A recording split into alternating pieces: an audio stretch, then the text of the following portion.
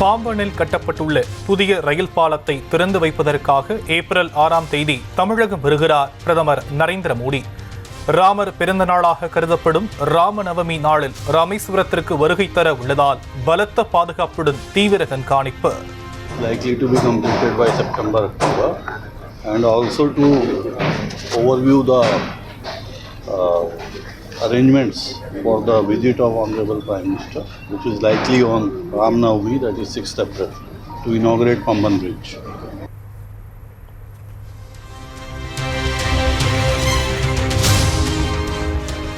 மார்பகத்தை தொடுவதோ பைஜாமா கயிற்றை அவிழ்ப்பதோ பாலியல் வன்கொடுமை குற்றத்தின் கீழ் வராது என்ற சர்ச்சைக்குரிய தீர்ப்புக்கு தடை.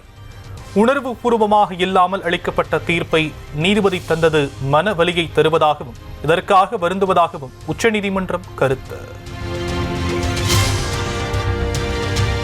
தமிழ்நாட்டில் 2021ஆம் ஆண்டிலிருந்து புதிதாக 72 காவல் நிலையங்கள், 23 தீயணைப்பு நிலையங்கள் உருவாக்கம்.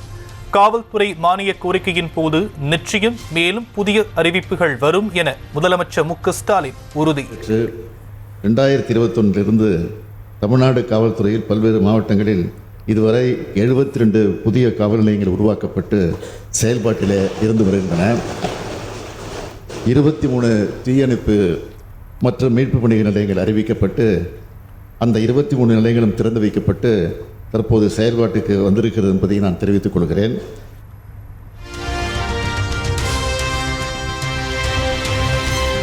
நூறு நாள் வேலைக்கான நிலுவைத் தொகை, கல்விக்கான நிதி தொடர்பாக மத்திய அமைச்சர் அமித்ஷாவிடம் பேசியதாக இபிஎஸ் பேட்டி.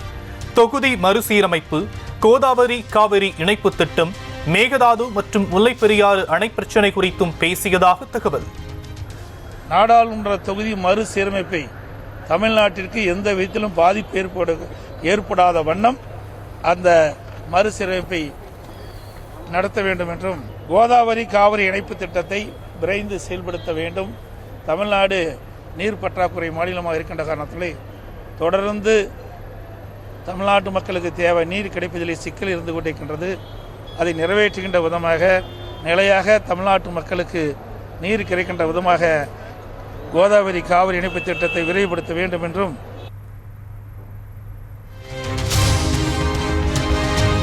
சந்தர்ப்ப சூழலுக்கு தகுந்தவாறு மாறுவதுதான் கூட்டணி என இபிஎஸ் பேட்டி. எல்லாமே தேர்தலுக்கு நெருங்கும் போதுதான் கூட்டணி அமைப்பாங்க. கூட்டணி என்பது வேற, கொள்கை என்பது வேற. எங்களுடைய கொள்கை எப்பொழுதும் நிலையானது. கூட்டணி என்பது சந்தர்ப்ப சூழ்நிலைக்கு தகுந்த மாதிரி மாறும். கொள்கை நிலையானது, கூட்டணி மாறும் எனவும் செய்தியாளர் சந்திப்பில் சூசகம். ஓபிஎஸ், சசிகலா, டிடிவி தினகரனை அதிமுக பாஜக கூட்டணியில் அனுமதிக்க முடியாது. மத்திய அமைச்சர் அமித்ஷாவிடம் இபிஎஸ் கண்டிஷன் போட்டதாக தகவல்.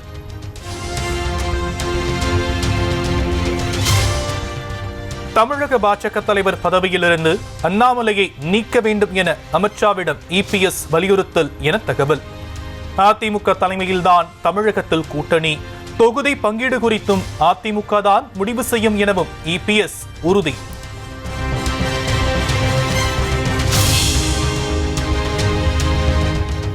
இரண்டாயிரத்து 26ஆம் ஆண்டில் தமிழ்நாட்டில் தேசிய ஜனநாயக கூட்டணி ஆட்சி அமைக்கும். இபிஎஸ் சந்தித்து சென்ற சில மணி துளிகளில் எக்ஸ் தளத்தில் பதிவிட்ட அமித்ஷா.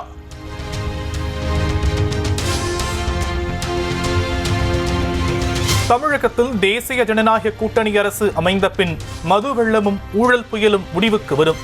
ஹிந்தியிலும் தமிழிலும் பதிவிட்டு மத்திய அமைச்சர் அமித்ஷா நம்பிக்கை.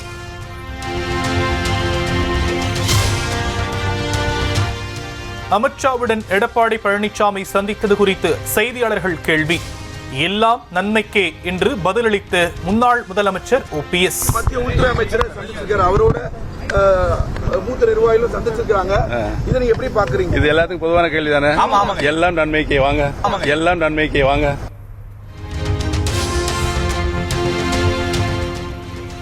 டெல்லிக்கு சென்று அமித்ஷாவை திடீரென சந்தித்தது ஏன்? டெல்லியில் இருந்து திரும்பிய எஸ்பி வேலுமணி, கேபி முனுசாமி பதிலளிக்க மறுப்பு. எல்லாருக்கும் வணக்கம்.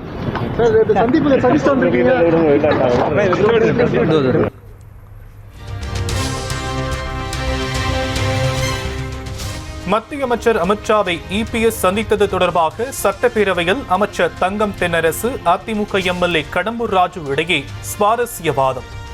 கணக்கு கேட்டதால் ஆரம்பிக்கப்பட்ட கட்சிதான் அதிமுக என கடம்பூர் ராஜு கூறிய போது தற்போது தப்பு கணக்கு போடுவதாக தங்கம் தென்னரசு பதிலடி.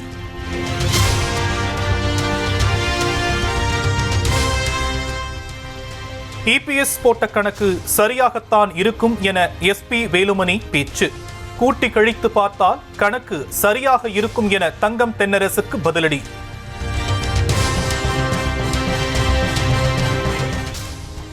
சென்னையில் ஆபரண தங்கத்தின் விலை சவரனுக்கு 80 ரூபாய் உயர்வு. ஒரு பவுன் 65,560 ரூபாய்க்கு விற்பனை. அரசு பள்ளி பொன்விழா ஆண்டு அழைப்பிதழில் அதிமுக முன்னாள் அமைச்சர் தங்கமணியின் பெயரை சிறிய எழுத்தில் அச்சிட்டதாக குற்றச்சாட்டு. நாமக்கல் மாவட்டம் பள்ளிப்பாளையம் நகரமன்ற கூட்டத்தில் திமுக அதிமுக கவுன்சிலர்கள் இடையே வாக்குவாதம். நகரமன்ற தலைவர் வெளியேறினார். நடிகர் மனோஜின் உடலுக்கு முதலமைச்சர் மற்றும் துணை முதலமைச்சர் நேரில் அஞ்சலி.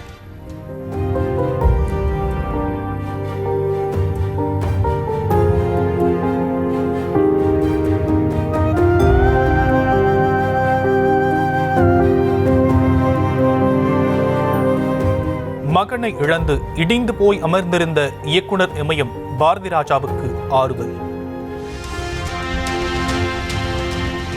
மறைந்த நடிகர் மனோஜ் உடலுக்கு நடிகரும் தவேக தலைவருமான விஜய் அஞ்சலி. நீலாங்கரையில் மனோஜ் இல்லத்துக்கு பக்கத்து வீட்டுக்காரரான விஜய் நேரில் சென்று மரியாதை.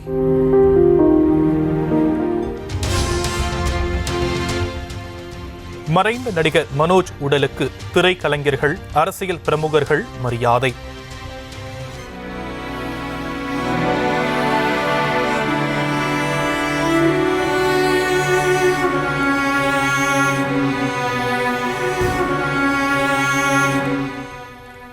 நடிகர்கள், இயக்குநர்கள், தயாரிப்பாளர்கள், பாடலாசிரியர்கள் திரண்டு பாரதி ராஜாவுக்கு ஆறுதல்.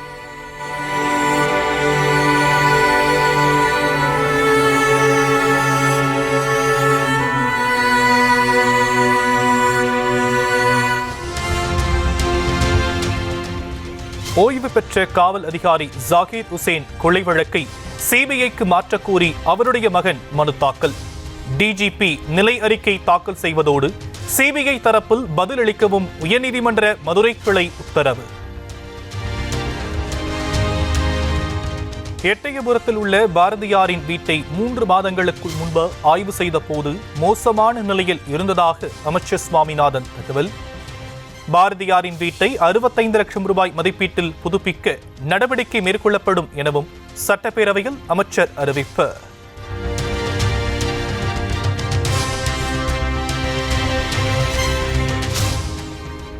ஒகேனக்கல் காவிரி ஆற்றில் நீர்வரத்து வினாடிக்கு 3000 கனஅடியாக அதிகரிப்பு.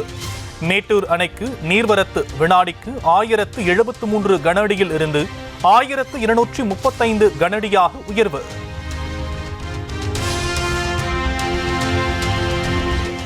தேனி மாவட்டம் உத்தமபாளையம் தாலுகாவில் டிப்பர் லாரி ஓட்டுநர் உரிமையாளர்கள் வேலை நிறுத்தம். 4வது நாளாக வேலை நிறுத்தம் நீடிப்பதால் அரசு உடனடியாக தலையிட கோரிக்கை.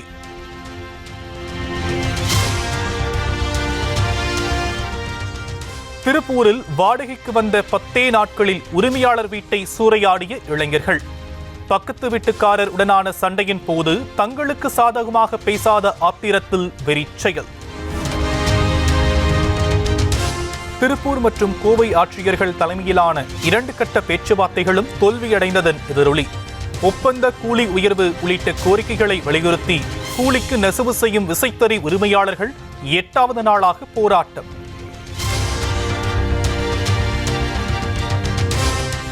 கர்நாடக மாநிலத்திலிருந்து ஒசூர் வழியாக கேரளாவுக்கு எரிசாராயம் கடத்த முயற்சி. தர்பூசணி பழங்களுக்கு இடையே 215 கேன்களில் 7525 லிட்டர் கடத்திய 2 கைது.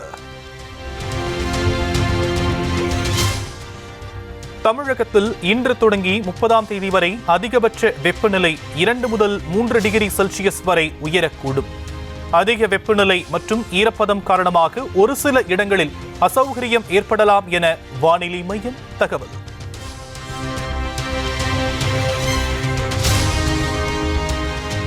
ஓட்டுக்காக தமிழ் மொழியை வைத்து அரசியல் செய்து நாட்டை பிளவுபடுத்த முயற்சி. மும்மொழி கொள்கையை ஏற்க முடியாது என்று தமிழக அரசியல் கட்சிகள் மீது உத்தரப்பிரதேச முதலமைச்சர் யோகி ஆதித்யநாத் பாச்சல். और इसका इतिहास उतना ही पुराना है जितना संस्कृत का इतिहास है. हर भारतीय के मन में तमिल के प्रति श्रद्धा और सम्मान का भाव है, क्योंकि भारत की विरासत के बहुत सारे तत्व आज भी उसमें मौजूद हैं. சத்தீஸ்கர் முன்னாள் முதலமைச்சர் பூபேஷ் பாகல் தொடர்புடைய இடங்களில் சிபிஐ ரெய்ட். கடந்த வாரம் பூபேஷ் மகன் வீட்டில் அமலாக்கத்துறை சோதனை நடத்திய நிலையில் சிபிஐ அதிகாரிகள் ஆய்வு.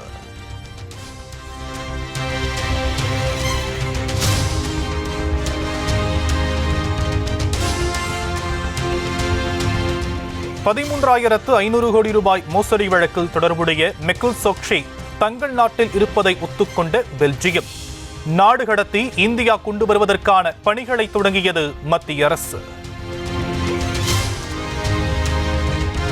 கம்யூனிஸ்ட் கட்சிகள் ஒரு நாள் 21வது நூற்றாண்டுக்குள் நுழையும், ஆனால் அது 22வது நூற்றாண்டில்தான் நடக்கும். தனியார் பல்கலைக்கழகங்களுக்கு கேரள அரசு ஒப்புதல் அளித்ததை மிகவும் தாமதமான முடிவு என சுட்டிக்காட்டி காங்கிரஸ் எம்பி சசி தரூர் கிண்டல்.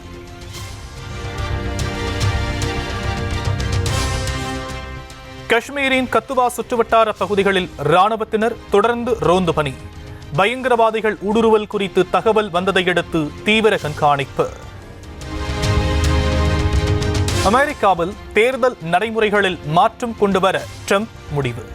இந்தியாவை பின்பற்றி சில கட்டுப்பாடுகளை கொண்டுவர திட்டம். ஐபிஎல் தொடரில் இன்று ராஜஸ்தான் கொல்கத்தா அணிகள் பல பரீட்சை. இரு அணிகளும் முதல் வெற்றியை பதிவு செய்ய மும்முரம்.